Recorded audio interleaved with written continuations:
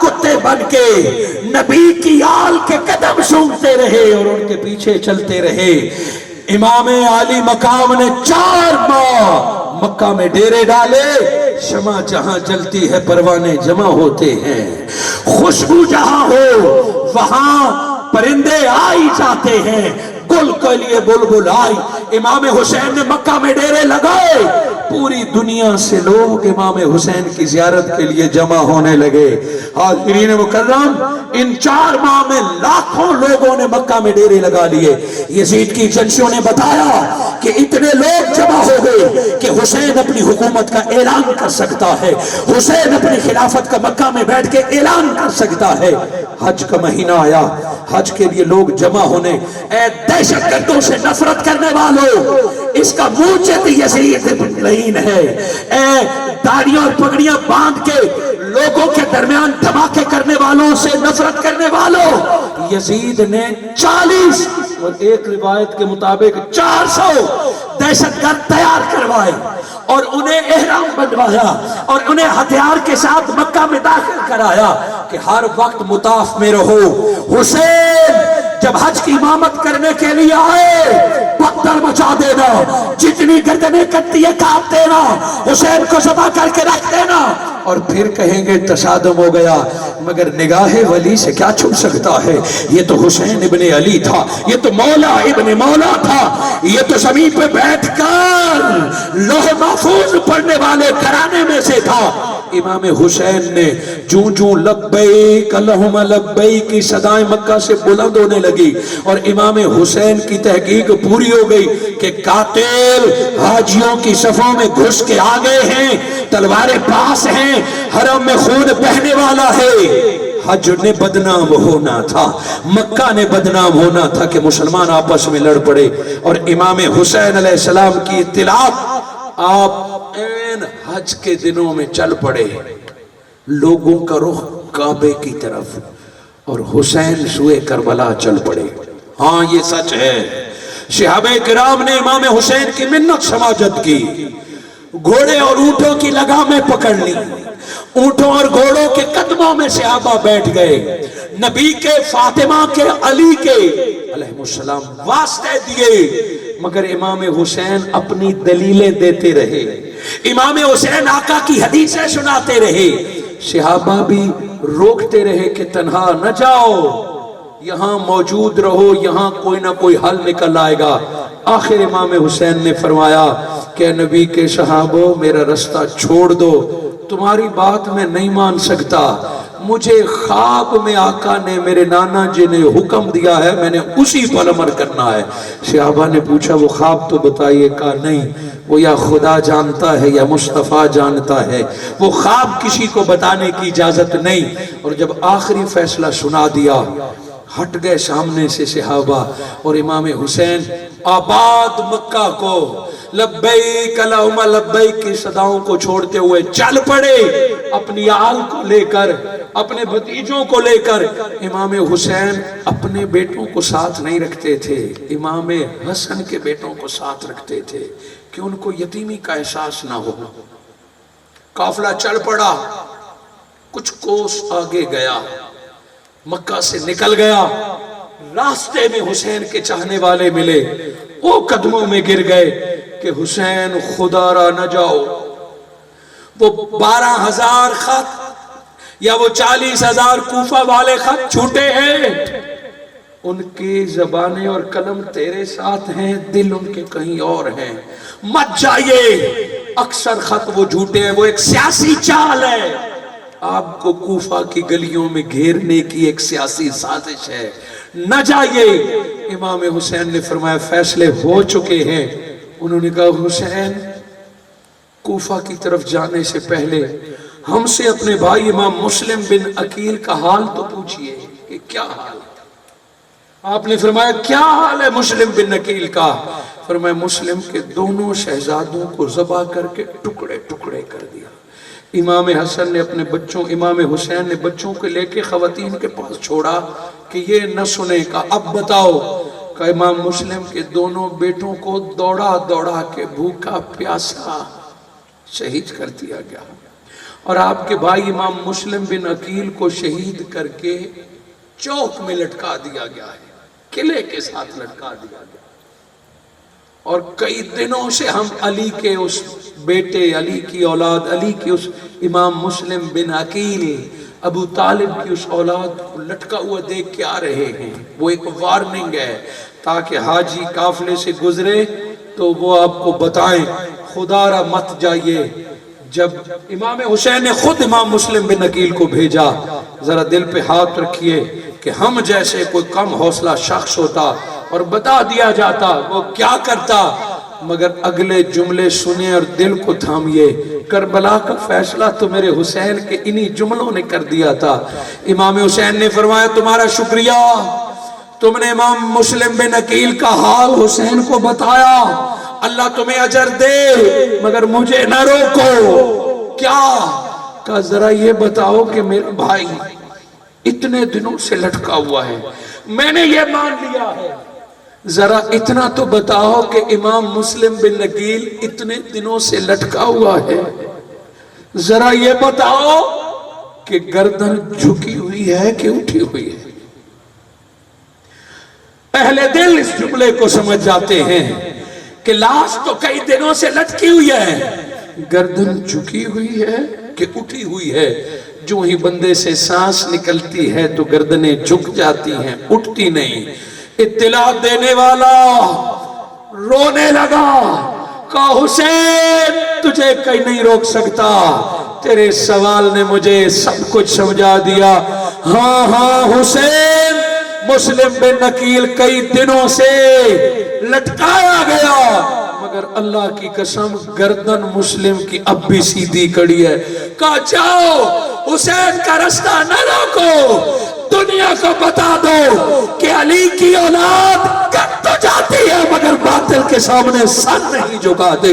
ہمیں سر جھکانے کے لیے پیدا نہیں کیا گیا، ہمیں حق پہ ڈٹنے کے لیے پیدا کیا گیا۔ جاؤ دنیا کو بتا دو عقیل شہادت کے بعد بھی سر اٹھا کے کھڑا ہے۔ یہ قافلہ چل پڑا، یہ قافلہ کربلا پہنچ گیا۔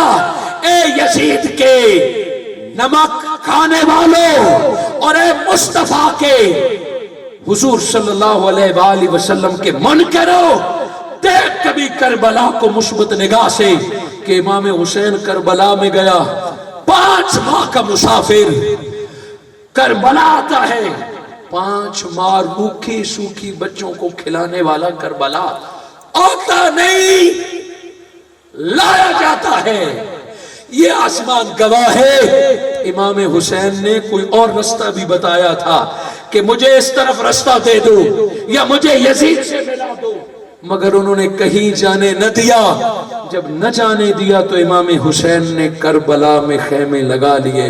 اس بستی کا نام پوچھا، کہا یہ بستی طرف کا مقام ہے۔ آپ نے فرمایا یہی کرب و بلا ہے۔ خیمے لگ گئے جیسا کہ مسافر کو گھر مل گیا۔ عبادت شروع ہو گئی۔ انہوں نے دیکھا کہ ان لوگوں کو پرواہ نہیں۔ چند دن کے بعد پانی بند کر دیا گیا، جو اب ہر 10 محرم کو سنتے ہیں، پانی بند۔ امام حسین علیہ السلام کو کسی طریقے سے جھکانے کی کوشش کہ وہ یزید کی بیعت کر لے، اور امام حسین ڈٹے ہوئے ہیں مصطفیٰ کی تربیت اور علی المرتضیٰ کے خون کے صدقے۔ 10 محرم کا دن آ گیا، بھوک پیاس، بچوں کا بلبلانا، بچوں کا پیاس سے کرانا، اللہ تش کا خیموں سے آوازیں آنا، نہ بادل برسے۔ ترکی کو آگ لگی، اللہ نے بارش برسا دی۔ بدر والے پریشان تھے، رب نے بادل برسا دی۔ مولا آج حسین پیاسا ہے، آج علی اصغر پیاسا ہے، آج حسین کے گھوڑے پیاسے ہیں۔ رب چاہے تو بادلوں کو برسا دے، کربلا کو جل تھل کر دے۔ بارش تو بارش، امید کے لیے بادل کا ٹکڑا بھی نہیں۔ سورج گرمی ابل رہا ہے، سورج چڑھتا جا رہا ہے۔ یزیدیوں نے تو 9 محرم کو جنگ مسلط کرنا چاہی، مگر امام حسین نے ایک رات مانگی تھی یزیدیوں سے۔ وہ رات کیوں مانگی؟ یہ پھر کسی موقع پر 10 محرم کا دن آیا، یزیدیوں نے جنگ مسلط کی، جنگ سے پہلے بھی امام حسین نے آخری خطبہ دیا، اس میں بھی امام حسین نے اپنا تعارف کرایا، اپنے گھرانے کا تعارف کرایا، اپنے نانے کا تعارف کرایا، اور امام حسین نے اس دن بتا دیا کیوں میرے خون سے ہاتھ رنگین کر کے خود کو جہنم لے جانا چاہتے ہو، وگرنہ آج کے مفتی تجھے یزید کی نمازیں، تجھے ابن زیاد کی اذانیں، تجھے مروان کی پگڑی یاد آتی ہے، تجھے یزید کے فوج کے صحابی تابعی اور حافظ نظر آتے ہیں، کیا حسین نے کربلا کے 10 دن یزیدیوں کی اذانیں نہیں سنی تھی؟ کیا حسین نے یزیدیوں کی جماعتیں نہیں سنی تھی؟ مگر حسین نے جنت اور دوزخ کا فیصلہ کر دیا، بتا دیا کہ جنت اور دوزخ کے فیصلے فقط اذانوں پہ نہیں ہوتے، فقط جماعتوں پہ نہیں ہوتے، فقط داڑھی اور پگڑیوں پہ نہیں ہوتے۔ حسین نے کہا آج حسین تمہارے سامنے کھڑا ہے، جس نے جنت جانا ہے وہ حسین کی طرف آ جائے، جو دوزخ میں رہنا چاہتا ہے حسین نے تمہارا کیا بگاڑا ہے؟ تمہاری حسین کے ساتھ کیا دشمنی ہے؟ تم کیوں حسین کی خون سے اپنے ہاتھ رنگین کرنا چاہتے ہو؟ کوئی بھی نہیں آیا، نماز حسین جانتا تھا، اذان حسین جانتا تھا، وہ ہور جو 4 ماہ سے حسین کے پیچھے لگا ہوا تھا، ہور کا لشکر وہ ایڈوانس پارٹی تھا جو امام حسین کا رستہ روکنے کے لیے یزید نے بھیجا تھا، ہور اس پہلی پارٹی کا سپہ سالار تھا جس نے امام حسین کو کربلا آنے کی طرف مجبور کیا۔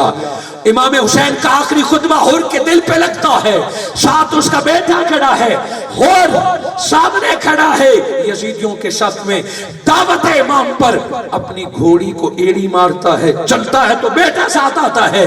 یزیدی ایک لمحے کو تو سمجھتے ہیں کہ ہور جنگ کا آغاز کرنے گیا، مگر آتے ہی حسین کے قدموں میں جھکتا ہے، ہاتھ چومتا ہے، بس ایک لائن کراس کی، لائن کے ادھر کلمہ، لائن کے ادھر کلمہ، لائن کے ادھر اذان، لائن کے ادھر اذان، لائن کے ادھر جماعتیں، لائن کے ادھر جماعتیں، لائن کے ادھر داڑیاں پگڑیاں، لائن کے ادھر داڑیاں پگڑیاں، مگر بتا دیا کہ لائن کے ادھر جہنم ہے، لائن کے ادھر جنت ہے۔